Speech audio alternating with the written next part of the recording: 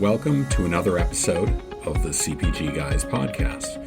Our co-hosts, Sri Rajagopalan and Peter V.S. Bond, explore how brands and retailers engage with consumers online, in-store, and everywhere in between. And now, here are Sri and Peter. Hello, folks, and welcome back to this episode of the CPG Guys podcast. I'm, of course, Sri, one of your aforementioned CPG guys. And normally what I would be doing is talking about the man with the golden voice and the radio dash. My buddy and my co-host, PVSB or Peter Bond, but he's unable to join us today due to a work conflict.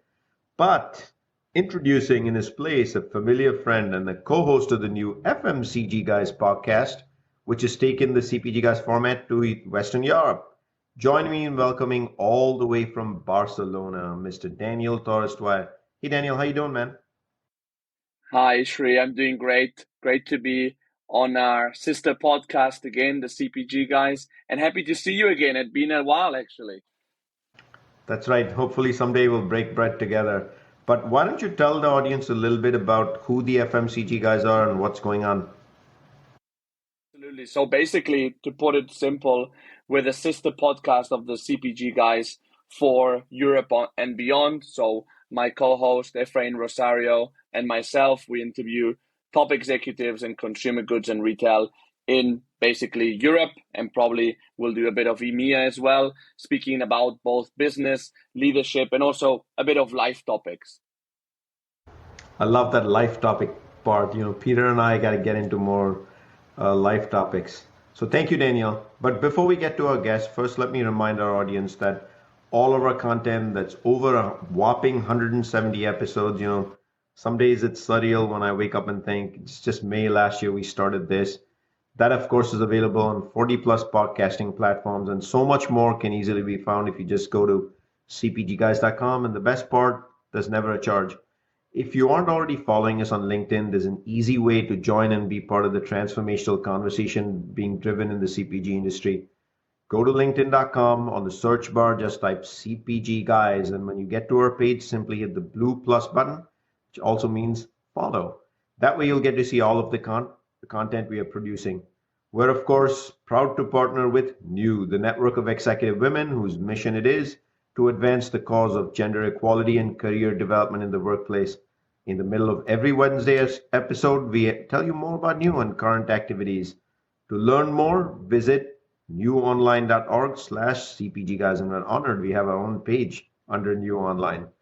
In the late 80s, Edwina Dunn and her husband Clive Humby created a new company that was focused on using shopping data to help retailers know and treat their customers better, leading to sustainable loyalty. Their first big client, UK retailer, many of you may know them, Tesco, ultimately acquired them. And for 3 decades, they've been working with retailers and brands around the planet, developing loyalty strategy through customer data and science. Avid listeners of this podcast know that my buddy PVSB, Mr. Peter Bond, spent years working for dunnhumby in its manufacturer practice. He's sorry that he's not here today for this conversation. 5 years ago, dunnhumby released its first US Retail Preference Index report, which ranked how consumers regarded grocery retailers across a number of attributes. dunnhumby just published its 5th annual US RPI report, and here to speak with us about this report, interesting report, and meaningful findings are Grant Steadman, President of dunnhumby North America, and Eric Karlson, Director of Strategy and Insights. Please join Daniel and me in welcoming to the CPG Guys podcast, Grant and Eric. Gentlemen, how's it going? Doing great. Thank you, Sri. Dan, appreciate you having us on the show. Excellent. By the way, I didn't know about the origin of the word dunnhumby. Found it very interesting. Before we get to the questions that Sri and I prepared for the conversation, would you let the audience know where on the web they can learn more about dunnhumby? And would you please give us a brief overview of how you help brands and retailers focus on their customers? Yes, of course, Dan. So maybe I'll just introduce myself quickly first, and Eric can do the same, and then we'll get into that. So yes, I'm Grant Steadman. I'm president for dunnhumby in North America. I look after our business in the US and Canada. I try and claim I don't look old enough, but next week I will have been 15 years in the company. The last 4 here in the US, and before that 6 years running our business in the Nordics, based in Oslo, Norway.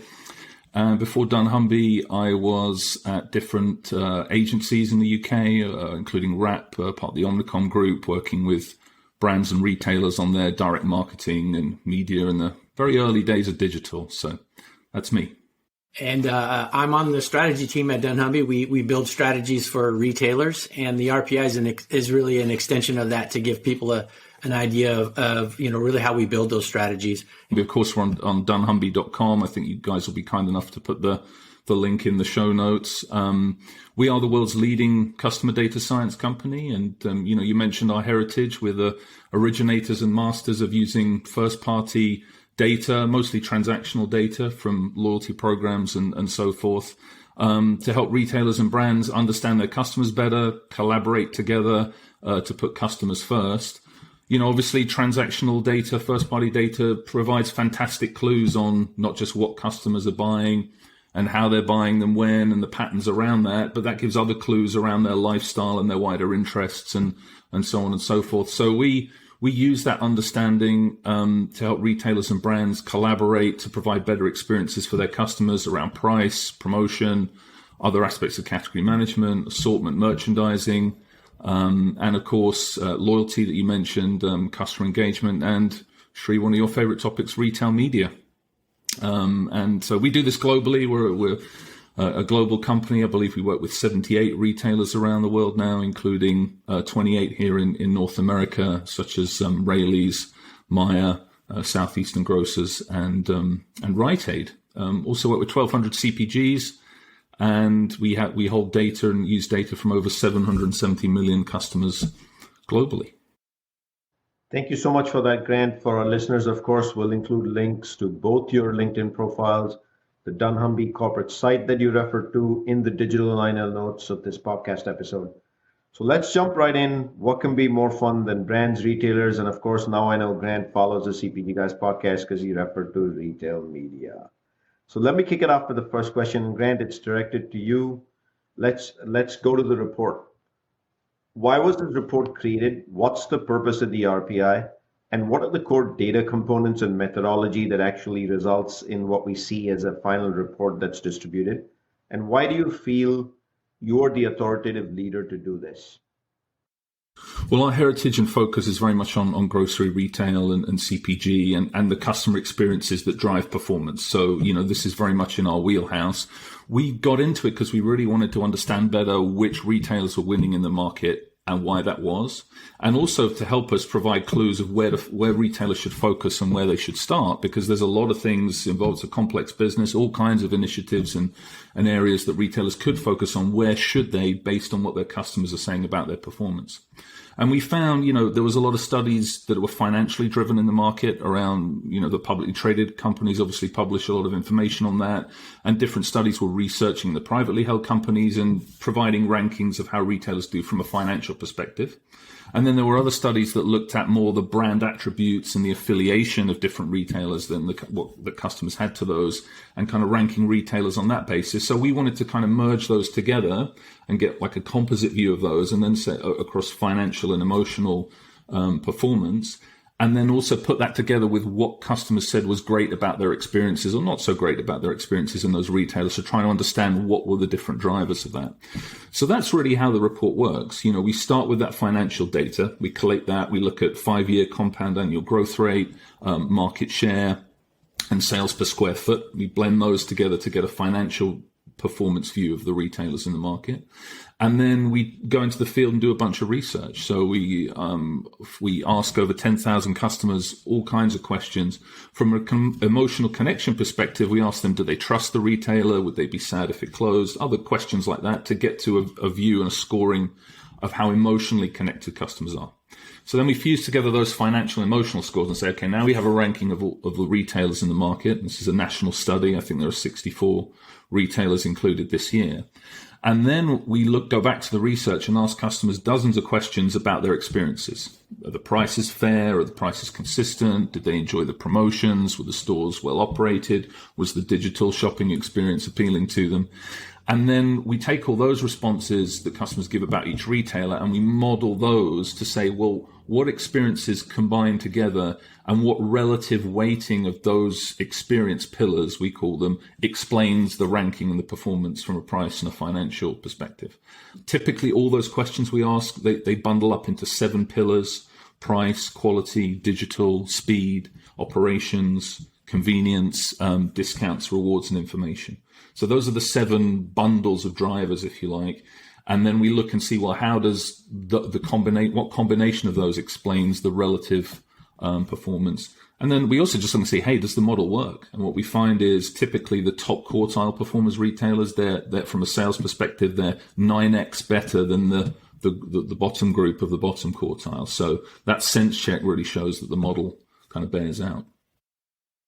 Well, I was super impressed by the report, I have to say. And Eric, what's different about this year's report from a design perspective, and what drove those changes? Pre-COVID, we had done a report from 2017 to 2019. And it was, retailers and consumers had their well-worn paths during that period. There wasn't a lot of change from year to year, but we had to change it up when COVID hit in 2020. And in part because the original model was really inspired by the interbrand brand equity model. And, these things take a while for things to change. Perceptions and brands over time take time. But what happened during COVID is everything just happened so much faster. And whereas, year over year sales really weren't predictive pre-COVID, year over year sales became important of understanding who's performing well and who's not. So we had to add a short-term growth component to the financial measure. And we've done that the last 2 years. We've have essentially year over year sales growth is now also part of that. So that's been the biggest shift, just to try to capture that because, with COVID, and we can get into this a little bit more detail, customers' needs changed significantly. And as a result of those shifts, the retailers that did well and didn't do well shifted significantly. So it's very interesting. People talk about our customer needs really important. They really are. And those who are meeting the needs the best are those who are winning. Fantastic. Thank you, Grant, first of all, for the amazing explanation of how the report is compiled in the first place and all the details surrounding that. For those curious, listening to this answer, I think we'll decompose not just this report, but generally how these sort of survey reports are put together. So sincerely, thank you for that. So now let's get into the meat of the topics. Now that we know how the report is done, what's different in the US with this year's report from a design perspective and why, tell us about what the big aha moment and the top findings are from this year's RPI and what mattered the most to shoppers and why was that different from last year? Because when you did this last year, we were in the middle of the pandemic as well. Yeah, so, you were right, Sri. I'm a listener to the show, so I'll tell you the key difference, which I know you'll endorse, is the growth of digital as an important customer driver. And I think I heard Peter explain it on one of your last shows as that, price stands alone as the most important driver of customer preferences. But the other way to say that is that aside from price, digital is now as important as anything else in driving customers' experiences. So that was really one of the biggest changes that we saw this year. Of course, it was important last year, but it's really continued to grow. I'll come back to that in a little bit if I can.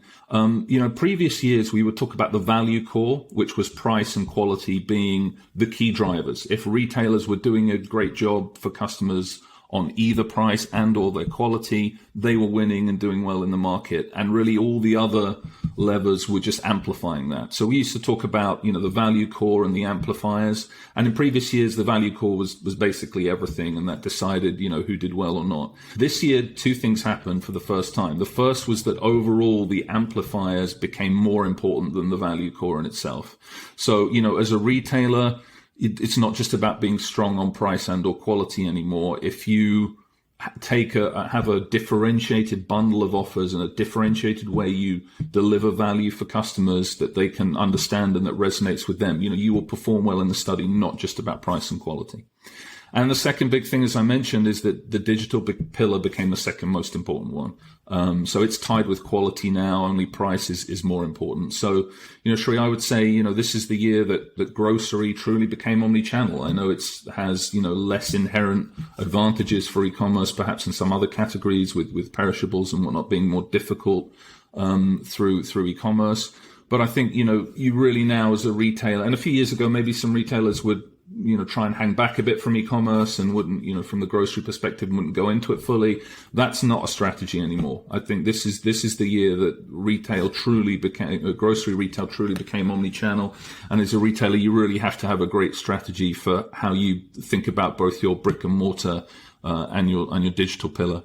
And the third thing I call out real quick, which was a new entrant to the study and some new data we brought in from Glassdoor around employee engagement, was seeing a really strong connection between the top performing retailers, but not just in terms of how the customer scores were higher for them, but also how for the employee scores.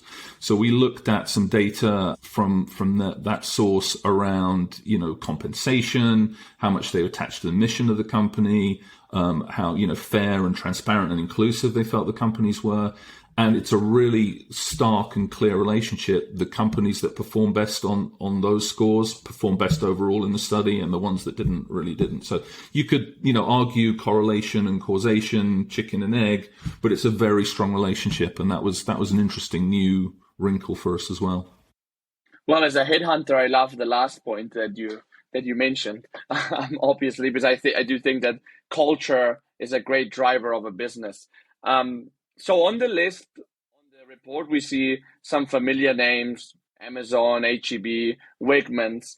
Going back to the digital side that you mentioned is like a must right now. One surprise to me was actually Market Basket, which is a regional New England retailer, which is not famous for being an omni-channel powerhouse. Eric, what made them stand out?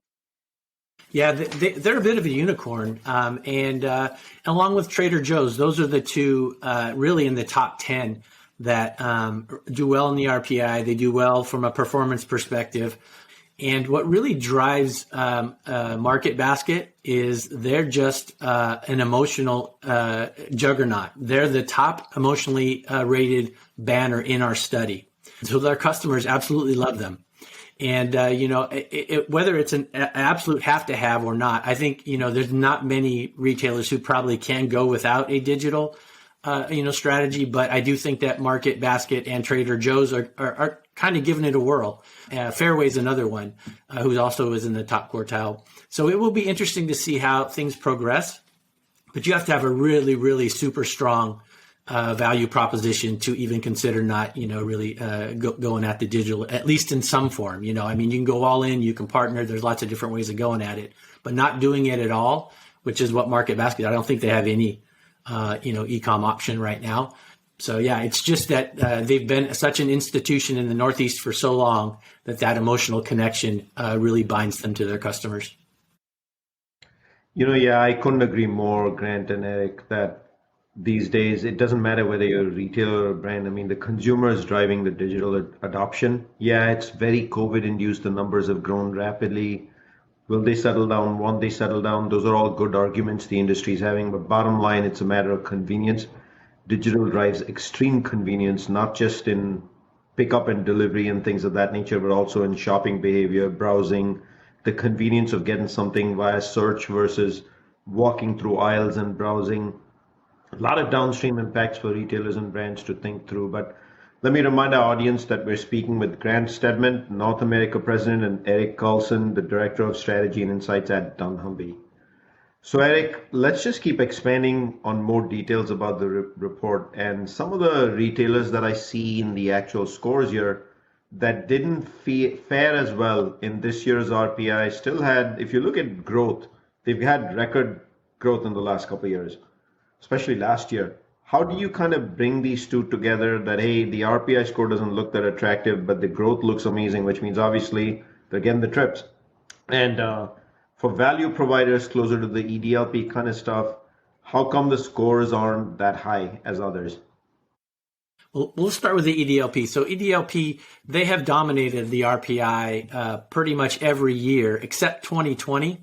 With the first year of COVID, Nielsen AOC, they did soften, and essentially because they were perceived to be big and slow, and there was a lot of people there, and people just didn't want to be around people. So that did happen in 2020. But EDLP outside of 2020 has done really well. 10 of the top quartile, which is about 16, are EDLP national type banners. So I think EDLP does tend to do better in our study, and they tend to grow faster when we look at the financial information.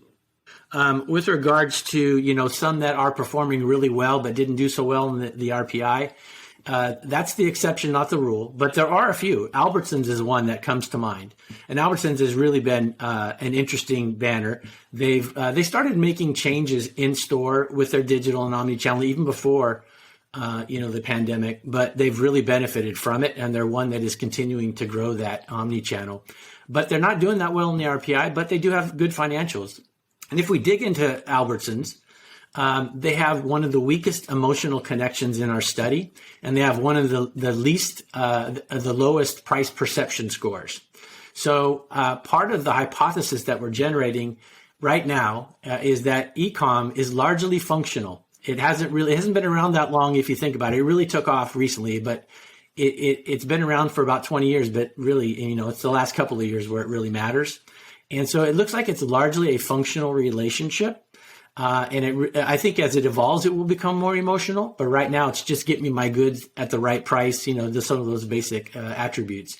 So, yeah, I think it's the disconnect between the emotional and the functional. And what we would expect with Albertsons is as price becomes more important, which we think it will be next year, inflation is going to continue. It's going to continue to press. Plus, we're going to be lapping stimulus.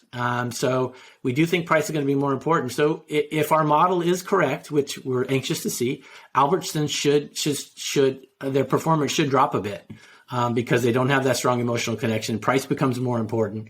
And if that's the case, then our model holds. If it doesn't hold, then the model is probably not right for Albertsons. There's something that Albertsons is doing that we're not picking up. And like every model is wrong, but some are useful, right? Yeah, and Grant, with retailers also with strong omni-channel capabilities, as we mentioned, it's a must. But apart from being a must, they've actually scored highly. Like, for example, Amazon Fresh jumped a few notches. Is digital actually a key momentum driver in this RPI analysis? Yeah, absolutely. As I said before, it's probably the most important development in this year's study was the increase in importance of that relative to the other pillars. Eric talked about Trader Joe's and Market Basket, less focus on those, and they have good performance in certain areas. But really, as I said, digital is becoming a key driver. If you want to be a big national player and really make a dent in the industry and with customers, then you need to have that omni-channel strategy. The pandemic in 2020 obviously provided a real jolt to that, right? And Sri talked about the convenience factor, and the study we did last year really bore out those safety concerns that were a key driver. So that really drove e-commerce trial last year. And a lot of that behavior stuck, and the growth has continued, maybe not to the same level as 2020, but that's really, continued to be important for customers.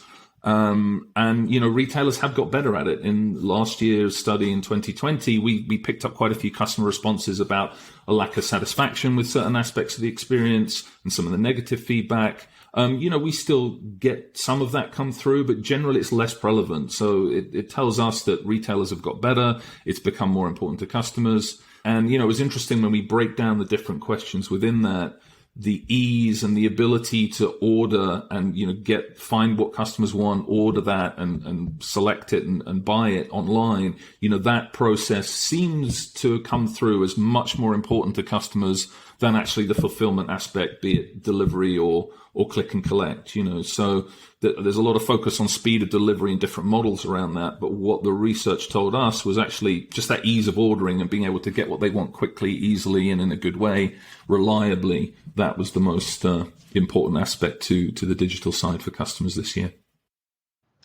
Awesome. Daniel, my favorite episode is one where someone talks about a model and then defends the quality of the model, because then I ask them the next time we chat about the R-square and what that was, so we can geek out about the analytics around it. So Eric, that's coming your way at some point. Just be forewarned.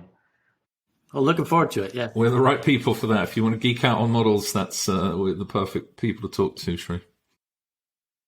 Awesome. So we're going to test the R-square off the model when we do this again. But Eric, another part of the retail ecosystem is obviously driving success for consumers and getting them value and convenience. Both are the regional and the super regional retailers.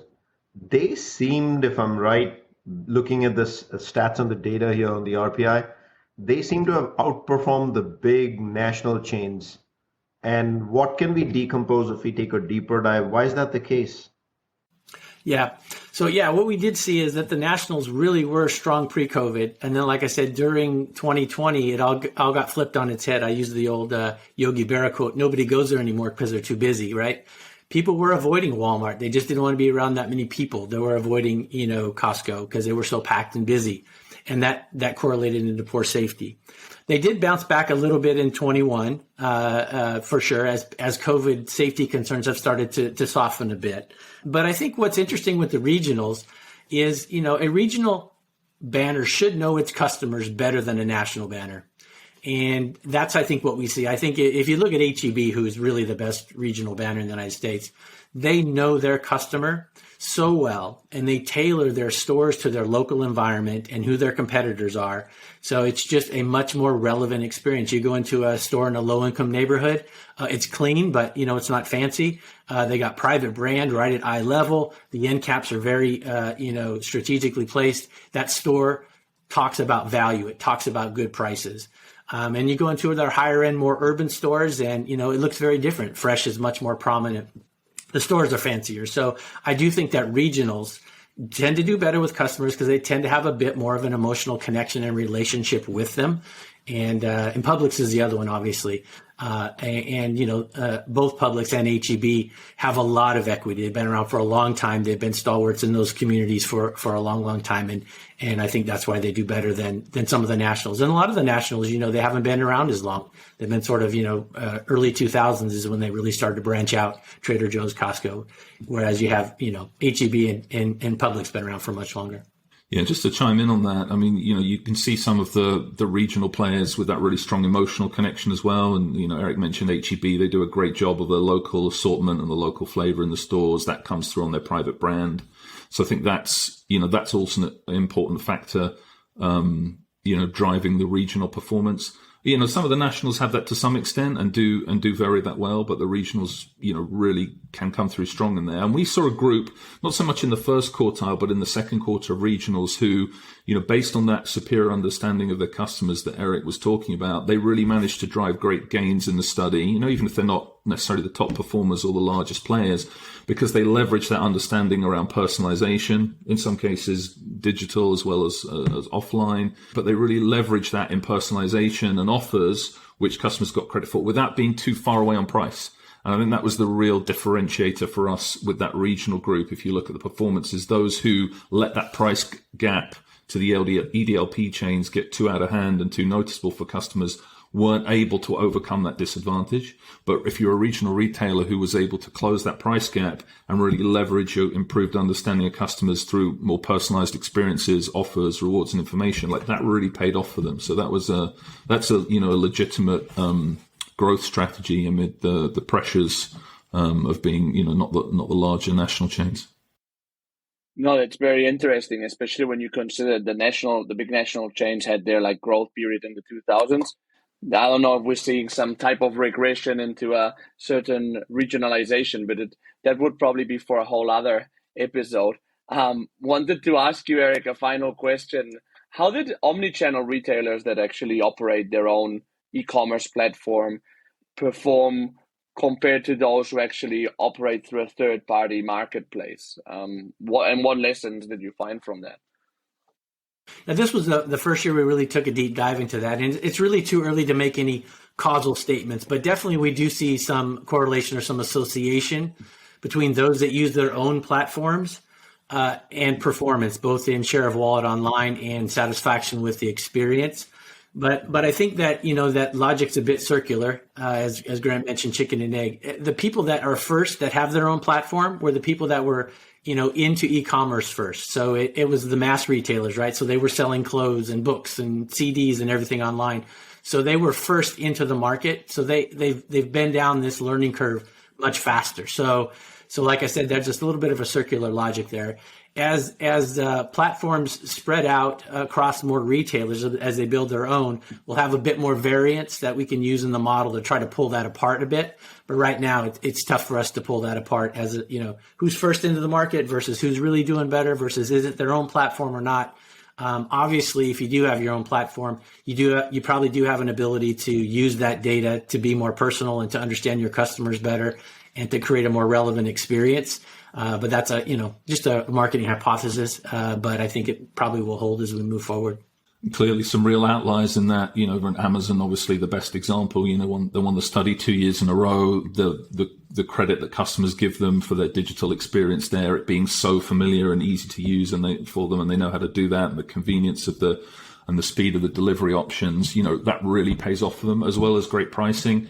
And, Amazon Fresh came into the study, in fifth place, I believe, this year. Really good showing from them. They obviously have that halo from the Amazon brand, but also associated with a great digital experience and a speedy experience. So those kind of, we call them in the report, differentiated leaders from a digital perspective, they really lead in that. And obviously they have their own platforms and have done for many years that they sort of own and it's tied up with their whole brand. So, splitting them out is something to look at because they really so strong in that area and really winning with customers and winning out in the study as a result. Awesome. Daniel, for many years I wondered what was the makings of the RPI and how I could get into the bits and pieces and actually challenge the R square. And now we've got the challenge on. But I thoroughly enjoyed listening to the inner workings of how the RPI is built, scratch up, the explanations for why one retailer, whether it's super regional, why EDLP does a certain way, the fact that digital is still featuring prominently even as we move towards hopefully the end of the pandemic versus the middle of the pandemic. My guess is it's here to stay. Any thoughts, Daniel, from your side? Well, for me, it's always very interesting to discuss retail in North America, right? Because it's just like so innovative and there's so many, as I think Grant was saying now, there's just so many factors that come into play to see who wins the battle. And there's so many cards and that you can play and pieces you can move to make your value proposal more interesting. It's great to have that insight from dunnhumby as well. Awesome. We're glad that the CPG guys will be releasing the inner workings and so much more about the RPI on cpgguys.com and on our LinkedIn page. Let me remind our audience, you can find all our content easily by simply going to cpgguys.com and join this family and growing audience on LinkedIn. You can do that easily by going to linkedin.com. Search bar, all you do is type CPG Guys. You'll see a blue plus button, which is follow. Get involved in the transformation of this industry as it seeks to deliver quality products at value for the customer. Grant and Eric, thank you so much for joining the show today. Thank you. Thank you, Shri. Thank you, Dan. Great talking to you both. Thanks again for having us on. And for, of course, decomposing the how this report is actually built from scratch. Daniel, a pleasure to have you. Hopefully you'll do many more of these and look forward to seeing you more and more and more as the FMCG guys starts scaling in Europe as well. Yeah, likewise. You'll have to come to Europe virtually as well soon, I think, Sri. Looking forward. And with that, we'll wrap that episode. And for our audience, we will see you soon in another episode of the CPG Guys.